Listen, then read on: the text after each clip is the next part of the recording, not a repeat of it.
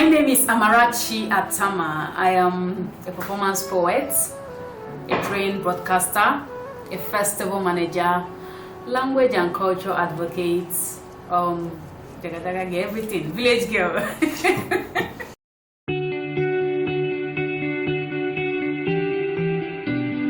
My art as a performance poet started in 2014. I was in an organization, Association of Nigerian Authors and Young Creative Writers Society of Nigeria, and then there was this outcry about UNICEF prescribing our language, the Igbo language, as endangered, and that it will go into extinction if nothing is being done. Then before that, I've had some encounter with an author, Professor Anesi Okoro, who encouraged me to write in Igbo, although it seemed difficult to me because I grew up in the north, and writing Igbo, even speaking Igbo very well, I could only speak my dialect very well, the Nsukka dialect. But then I gave it a try, and I presented it, and I got some cheers, and I did again and again. As time went on, I saw that I could use it to send messages across. I could use it to speak about anything, anytime, and then we continued. That was how it started, and since then I became a performance poet.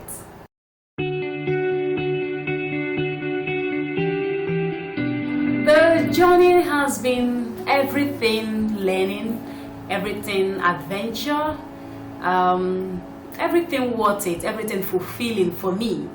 It has not been easy, especially at the beginning, because people couldn't understand why a person should just come out promoting and projecting a language.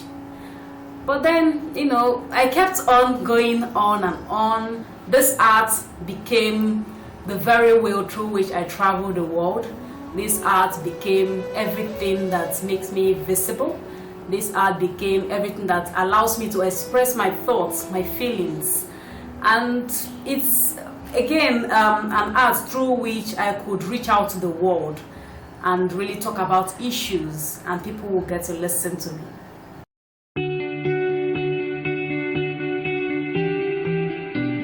I started this art as a way to include my voice in sustaining our language, and I want to achieve that with it, and really it is achieving that.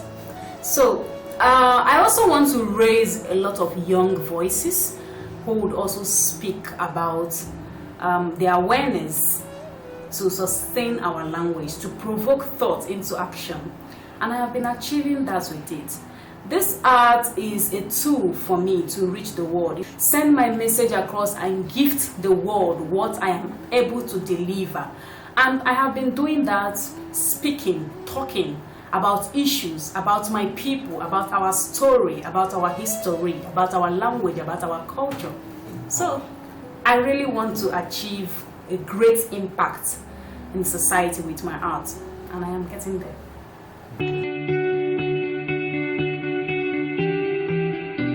The challenges are not anything different from what every other person faces in their different fields of endeavor.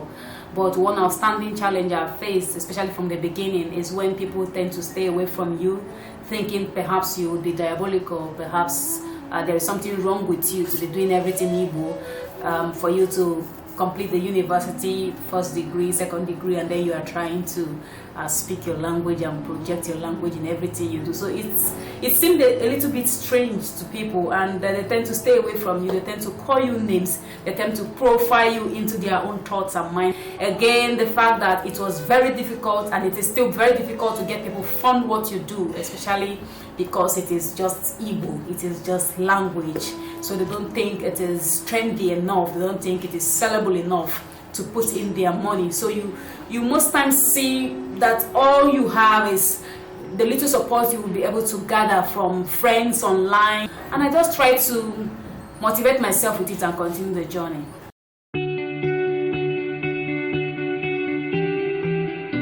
This art has become the way through which I travel the world. It has been everything fulfilling.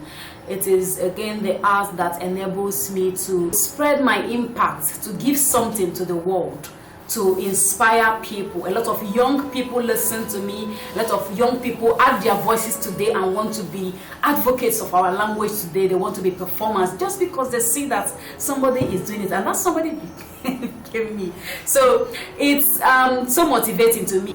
And then for some persons who encourage me, who say that, wow, this thing you are doing is really what the world needs. Again, the fact that the world is beginning to listen. So I've been able to travel to the Western world, expressing myself in my language. What other thing could be more motivating? Looking at the young people who come out from my festival, the Oja Cultural Festival, expressing themselves and talking and really sharing their piece in Igbo language. You see that feeling that I am doing something. It has been a motivating factor to me, and I don't wish to trade it for anything.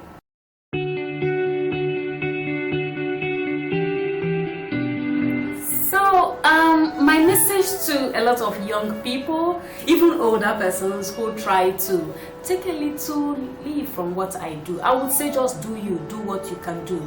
Stop allowing the world to profile you into its box, because most of the time we want to do things because people are doing it. We want to trend. We want to do some crazy stuff because it is trendy. For me, I would say focus on what you want to do and do it. And I keep telling people that whatever you do consistently for 6 months, even online, whatever you start posting about for 6 months, people will know you for that. People will know you with that. It is challenging in everything you want to do. It is. To my fans, to those who love me, to those who support, to those who give in their time, their money, their messages, encouraging messages, those who volunteer themselves to just come and partake in whatever I want to do, I say thank you, because you all have been really the strongest motivating factor.